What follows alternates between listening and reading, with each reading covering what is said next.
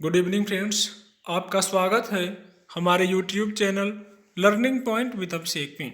दोस्तों, अगर आप चैनल पर पहली बार आए हैं तो चैनल को सब्सक्राइब कर लीजिए और बेल आइकन प्रेस कीजिए ताकि आपको डेली डिक्टेशन मिल सके। 100 शब्द प्रति मिनट डिक्टेशन स्टार्ट। पुदुचेरी में बीते कुछ दिनों से चल रही राजनीतिक खींचतान और उथल पुथल के बाद आखिरकार सोमवार को तस्वीर कुछ इस तरह से साफ हुई कि कांग्रेस पार्टी की सरकार गिर गई। हालांकि विधानसभा में विधायकों की संख्या और बहुमत के आंकड़ों को देखते हुए इस बात की आशंका रविवार को ही सामने आ गई थी जब कांग्रेस के 2 विधायकों ने इस्तीफा दे दिया था।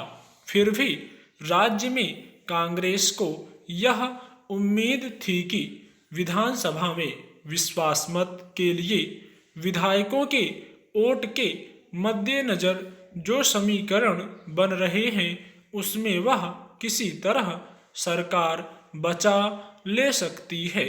हालांकि इस उम्मीद का आधार कमजोर इसलिए भी था कि द्रमुक और निर्दलीय विधायक के समर्थन से चलने वाली कांग्रेस की सरकार बहुमत साबित करने के लिए पर्याप्त आंकड़े तक नहीं पहुंच पा रही थी। शायद इसका अंदाजा मुख्यमंत्री वी नारायणसामी को हो गया था, इसलिए विधानसभा में विश्वास मत परीक्षण मतदान के पहले उन्होंने संक्षिप्त संबोधन के बाद वे और सत्ताधारी खेमे के बाकी विधायक बहिर्गमन कर गए और उपराज्यपाल को अपने इस्तीफे सौंप दिए। जाहिर है इसके बाद अब राज्य में आने वाली मई महीने में होने वाले चुनाव के दौरान अब कांग्रेस की मौजूदा सरकार नहीं रहेगी। ऐसी स्थिति में फिलहाल राजनीतिक प्रेक्षकों की नज़र इस बात पर है कि अगर विपक्ष अपने 14 सदस्यों और बहुमत के आंकड़ों के साथ सरकार बनाने का दावा पेश करता है तो ऐसे में अगले 2-2.5 महीने के लिए क्या उसे सरकार बनाने का मौका मिलेगा?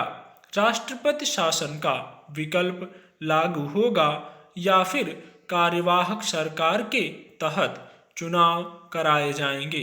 इस्तीफा देने के क्रम में मुख्यमंत्री वी नारायणसामी ने आरोप लगाया कि पिछले कई सालों से उनकी सरकार को गिराने की कोशिश की जा रही थी, लेकिन इसके बावजूद उन्हें अपने काम के बूते जनता का विश्वास हासिल था और वे राज्य में बाकी मोर्चों पर और यहां तक कि उपचुनावों में बेहतर प्रदर्शन कर रहे थे। उन्होंने यह आरोप भी लगाया कि भाजपा के 3 मनोनीत विधायकों को मतदान का अधिकार देकर सरकार को गिराया गया और यह लोकतंत्र की हत्या है। इसके अलावा सत्ता की खींचतान के बीच केंद्र सरकार पर राज्य के विकास के लिए धन मुहैया करने में आनाकानी के आरोपों का अगर थोड़ा भी आधार है तो यह विकास की राजनीति पर सवालिया निशान है। दरअसल राजनीति समीकरणों के आधार पर चलती है।